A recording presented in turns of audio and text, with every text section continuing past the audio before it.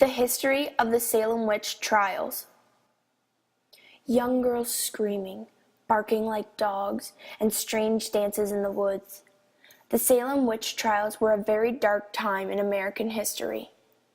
The hearings and prosecutions of those accused of witchcraft began in February 1692 with a group of young girls in Salem, Massachusetts. The trials ended with more than 200 accused and 20 executed by May 1693.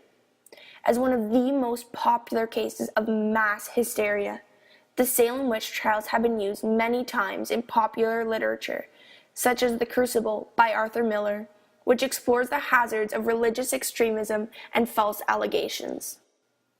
The Salem witch trials are a series of cases brought before the magistrate of Salem, Massachusetts. Women and men were accused of witchcraft and tried before a judge to determine their fate.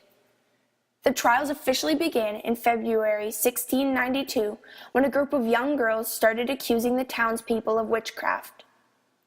Known as the Afflicted Girls, this group accused its first three victims, Tituba, Sarah Good, and Sarah Osborne, that February. The trials finally came to an end in May of 1693 with the release of its last few prisoners held for witchcraft.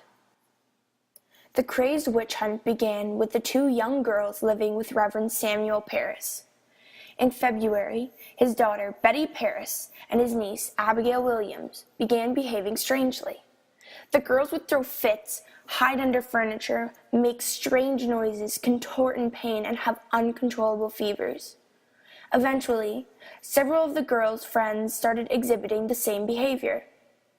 Reverend Parris called for a doctor in hopes that he would be able to explain the symptoms. The doctor, unable to identify a physical explanation, suggested that the young women were bewitched. Shortly thereafter, the girls named their bewitchers as Sarah Good, a homeless mother and beggar, Sarah Osborne, an old and disputatious lady who hadn't attended church in over a year, and Tituba, the Caribbean slave belonging to Samuel Parris. On March the 1st, a warrant was put out and the three women were arrested. Tituba confessed that she was approached by Satan alongside Good and Osborne.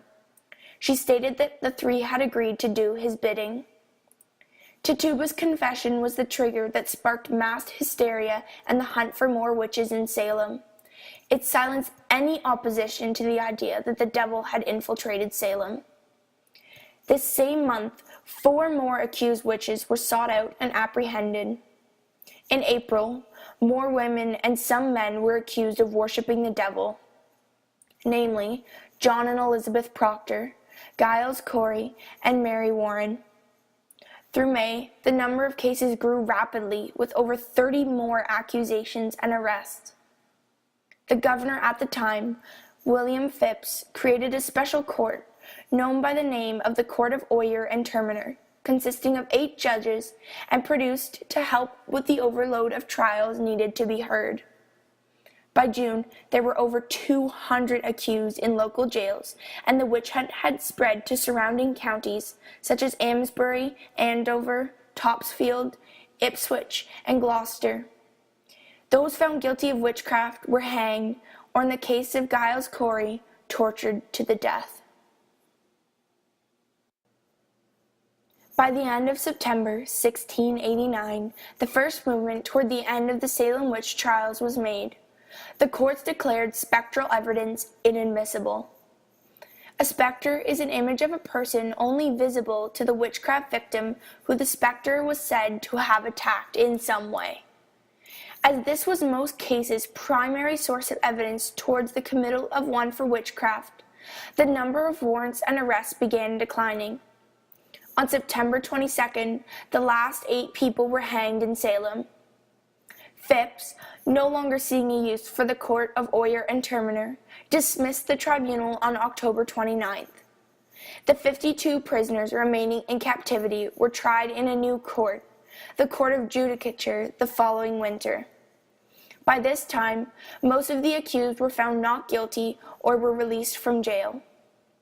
The last few prisoners were released in May of 1690, and those found guilty were pardoned by the governor. Created using Powtoon.